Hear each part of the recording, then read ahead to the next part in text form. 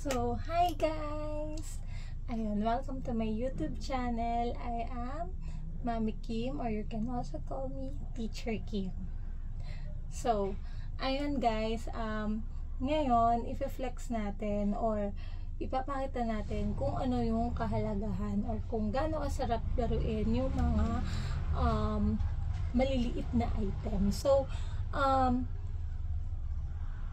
kailangan lang na kapag mga maliliit na items yung inyong ipapalaro sa bata, make sure na kaharap kayo, kalaro kayo, nandun kayo para bantayan yung bata. Hindi mo siya pwedeng paglaruin ng mga ganito kaliliit na items.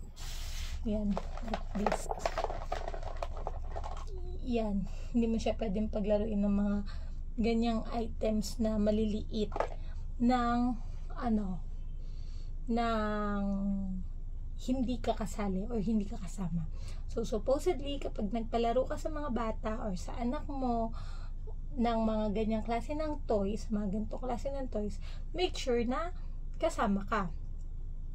And another thing, hindi basta kasama, talagang as in yung mata mo nasa kanya, naglalaro kayong dalawa. Dapat ganun. Next is kung hindi naman, pwede lang talaga to palaro sa mga bata na nasa edad, ideally, nasa edad na 5 years old.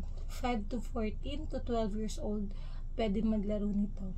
So, ako, in my case, I love playing this kind of toys kasi sobrang nakakaaliw. Mahilig kasi ako mga mag-design, ganyan.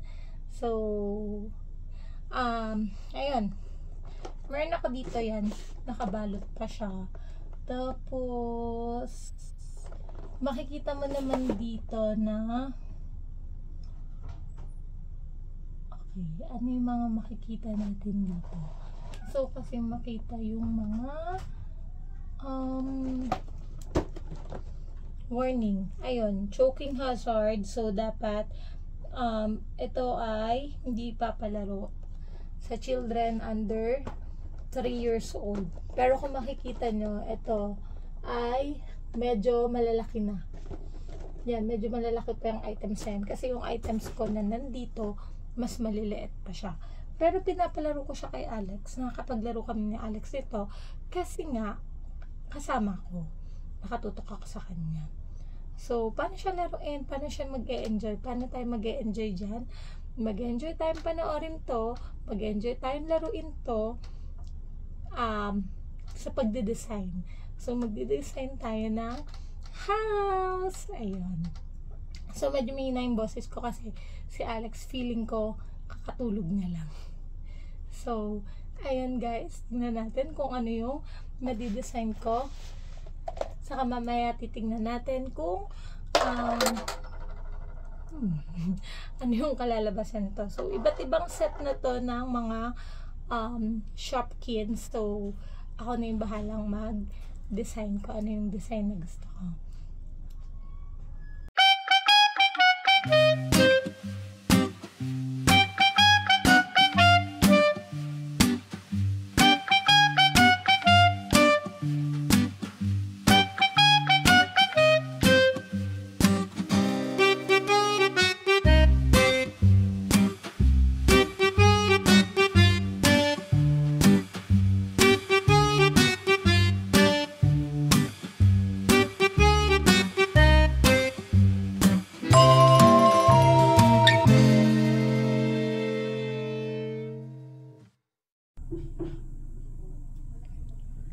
So, ayan guys, I'm done. Ayan, so ito yung ginawa kong design. So, actually, halo-halo na kasi itong mga halo-halo na yung mga Shopkins na mga set. So, ayan, inimbento ko na lang siya. So, eto, ginawa kong bedroom. Ayan, nililinis na yung bedroom. Lagay lang ako ng mga design dyan sa gamit niya. Ayan. May siyang bag, lipsticks, ganyan. Tapos dito, ito parang feeling ko yung, yan, meron niyang hagdan. So, parang feeling ko, ayan yung,